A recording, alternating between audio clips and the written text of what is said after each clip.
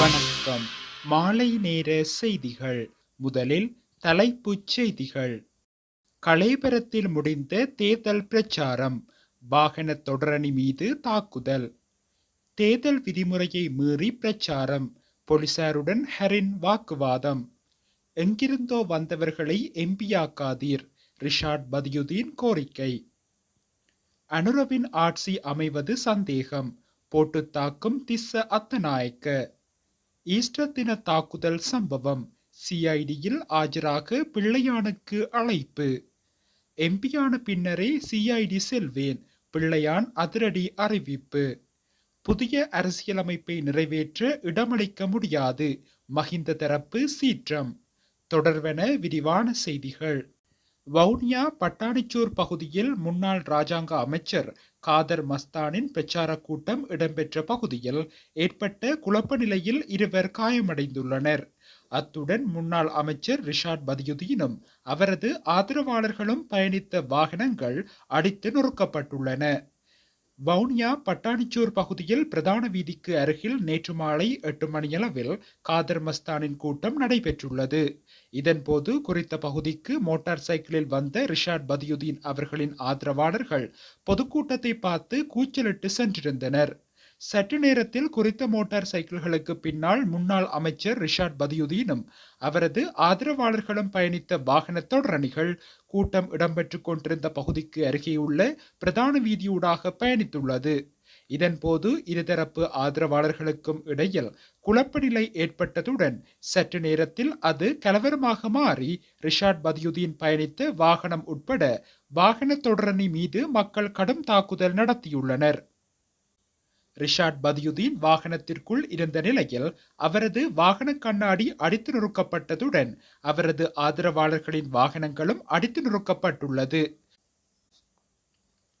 குறித்த தாக்குதலை அடுத்து வாகன தொடரணி அப்பகுதியிலிருந்து சென்றிருந்த நிலையில் சம்பவ இடத்திற்கு வருகை தந்த போலீசார் நிலைமையை கட்டுப்படுத்துவதற்கான நடவடிக்கையை எடுத்திருந்தனர்.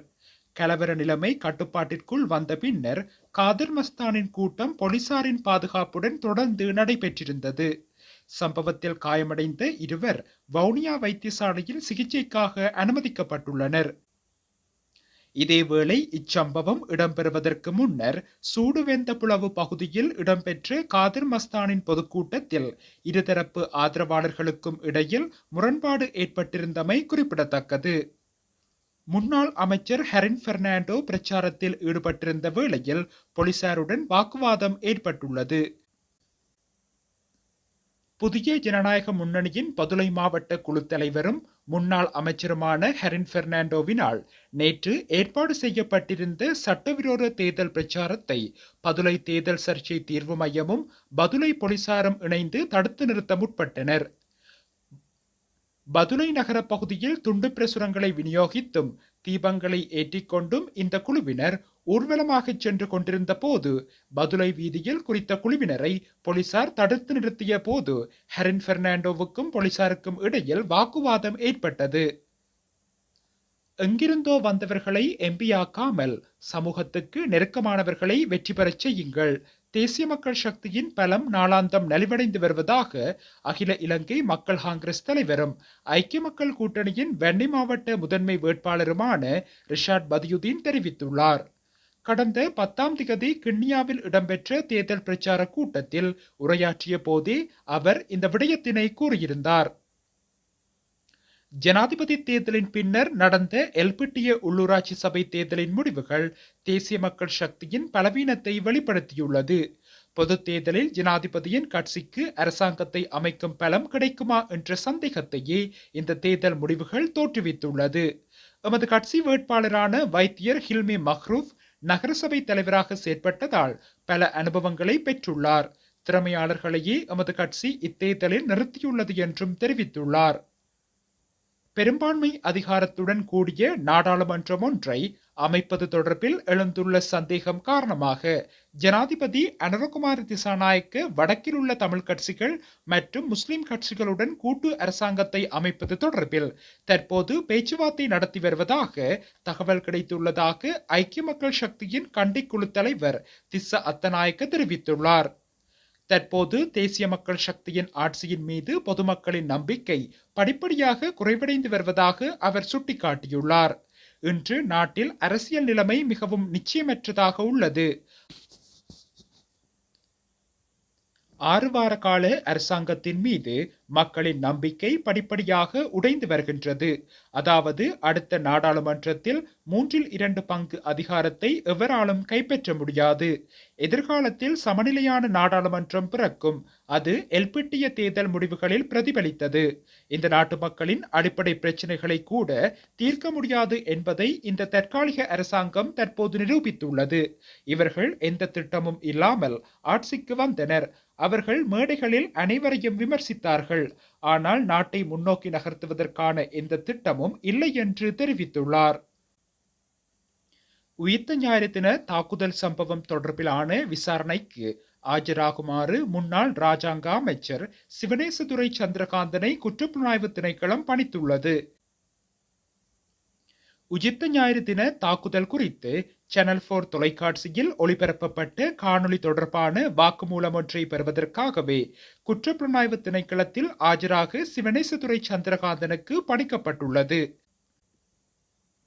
இலங்கையில் 2019 ஈஸ்டர் ஞாயிறு தின தாக்குதல்கள் குறித்து கடந்த ஆண்டு சேனல் 4 ஆவணப்படத்தில் கூறப்பட்ட குற்றச்சாட்டுகள் குறித்து குற்றப்புலனாய்வுத்துறை விசாரணையை தொடங்கியுள்ளது.